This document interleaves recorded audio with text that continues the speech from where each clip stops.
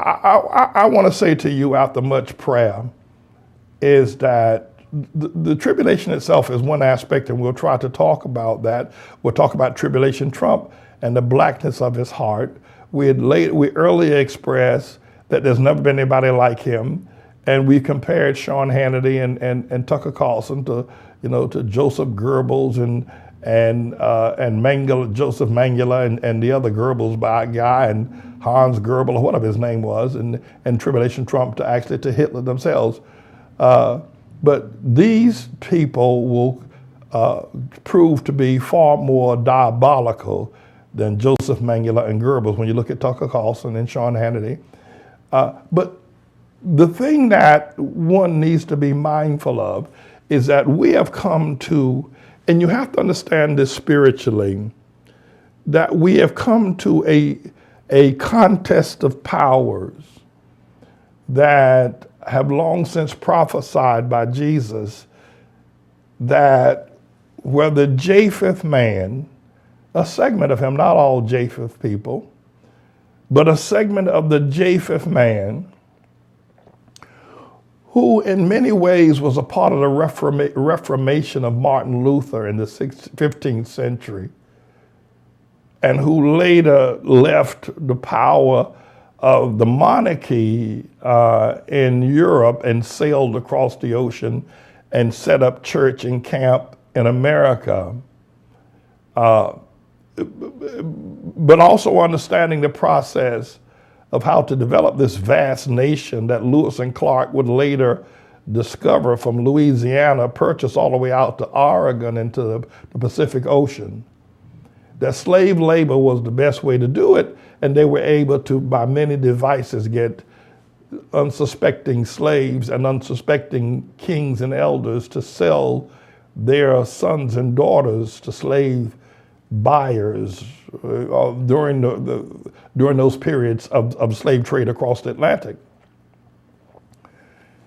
But once the Civil War took place with Abraham Lincoln, who for whatever reason, in his attempt to win the South in his re-election campaign, selected, and not because of his best choice, Andrew Johnson, who was born in Raleigh, North Carolina, was a dyed-in-the-wool states' rights person who believed in slavery.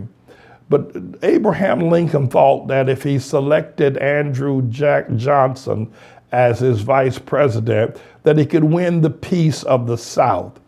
And so he ran with Andrew Johnson, a North Carolinian, a hater of anything that was black and nappy-head, one who believed that it was God's right for all of Africa to serve the white man.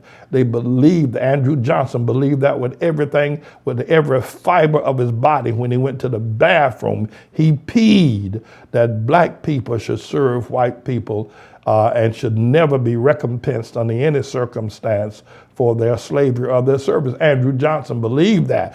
The dichotomy of it all is that one would think that Abraham Lincoln was for freeing the slaves, and some 600,000 Americans died in that process. And then he turns around and chooses one of the greatest racists that the world had ever seen in Andrew Johnson.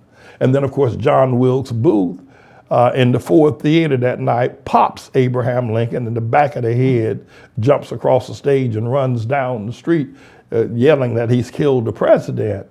And Andrew Johnson, one of the world's greatest, if not the greatest racist that the world has ever seen, now takes the helm of the presidency.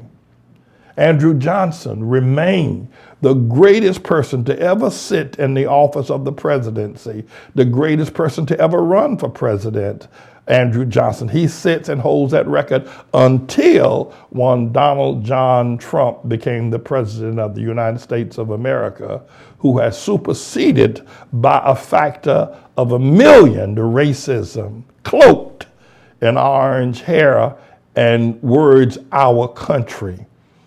It's what Tribulation Trump has done, but his racism. is greater than. This is a bit of a news blog we do, looking at spiritual wickedness in high places for the most part, making some observations about it and giving people a biblical foundation to the way of interpreting, rather than have Sean Hannity or Laura Ingraham or Janine Pirro or Anderson Cooper or Rachel Maddow or Don Lemon, Rush Limbaugh interpret what's going on in the world. You come to me and I'll tell you based on what the Word of God says. They'll just give you their worldly, sinful view. But the Manning Report will tell you what God has said, whether to say yea or nay, whether to go or to stay. You'll be led by the word of Almighty God. Come to the Manning Report on a daily basis to interpret the spiritual wickedness in high places, because there's plenty of it that's going on. And so I'm the Lord's servant, James David Righteous Rebel Manning, and I'm here to serve you with news and information.